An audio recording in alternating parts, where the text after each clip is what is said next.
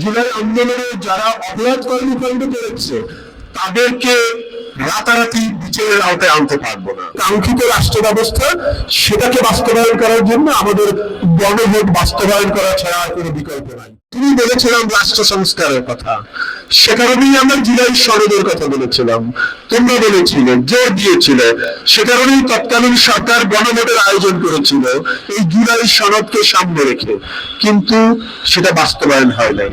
আমরা বর্তমানে বাংলাদেশের যে রাষ্ট্র কাঠামো, সেই রাষ্ট্র কাঠামোর মধ্যে দিয়ে জুলাই আন্দোলনে যারা অপরাধ কর্মকাণ্ড করেছে তাদেরকে রাতারাতি বিচারের আওতায় আনতে পারবো না। কাজেই প্রথমেই আমাদের এই রাষ্ট্র কাঠামো সংস্কার প্রয়োজন, সেই জন্য জুলাই সনদের বাস্তবায়ন প্রয়োজন, সেই জন্য গণভোটের বাস্তবায়ন প্রয়োজন।